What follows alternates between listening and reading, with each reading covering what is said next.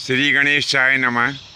प्रिय बंधुओं, हमने पिछले कई भागों में राजा नल से संबंधित कथाएं आपकी सेवा में प्रस्तुत की है। आज हम राजा नल की कुछ खास विशेषताओं के संबंध में आपसे यहाँ पर चर्चा करने जा रहे हैं।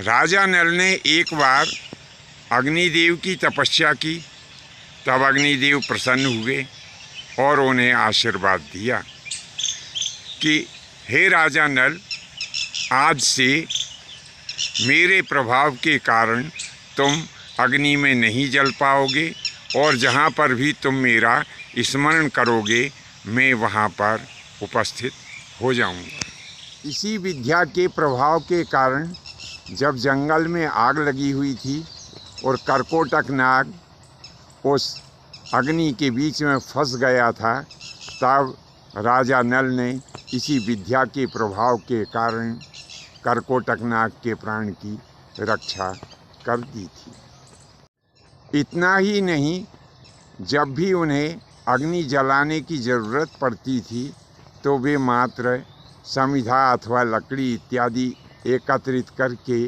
और अग्निदेव द्वारा दिए गए मंत्र का उच्चारण करके और अग्नि प्रज्वलित कर देते थे। दूसरी विद्या उनको वरुण देव ने प्रदान की थी कि जहाँ जल का अभाव होता था, यानी पानी नहीं मिल पाता था, ऐसे स्थान पर राजा नल वरुण देव द्वारा दिए गए मंत्र का उच्चारण करके और खाली मटकों में जल भर दिया करते थे। यह उनकी दूसरी विशेषता थी।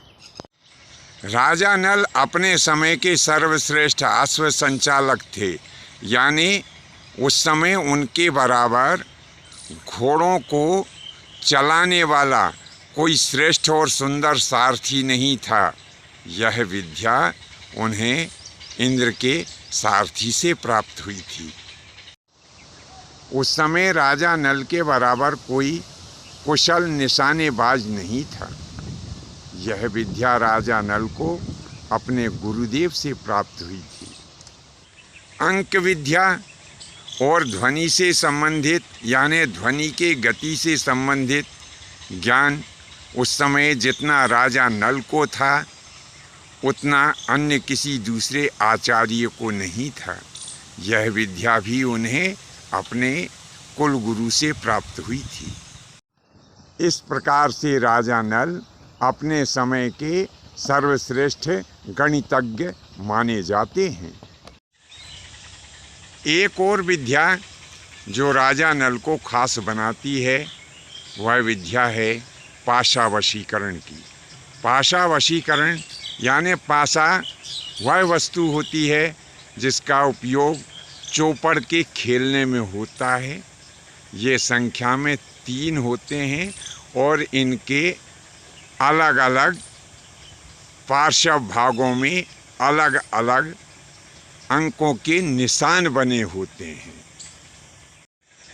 तो राजा नल उन पाशों को इस प्रकार से चलते थे कि वे अपने मन में जैसा भी संकल्प करें कि मुझे इन पासों से इतने अंक प्राप्त होना चाहिए, तो उतने ही अंक उन्हें प्राप्त हो जाया करते थे। यह विद्या उन्हें राजा ऋतुपर्ण से प्राप्त हुई थी।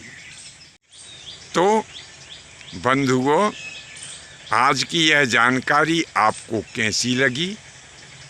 यदि अच्छी लगी हो तो अपने इष्ट मित्रों में इसे शेयर भी करें। नीचे कमेंट्स बॉक्स में अपने कमेंट्स लिखें। आज के लिए बस इतना ही।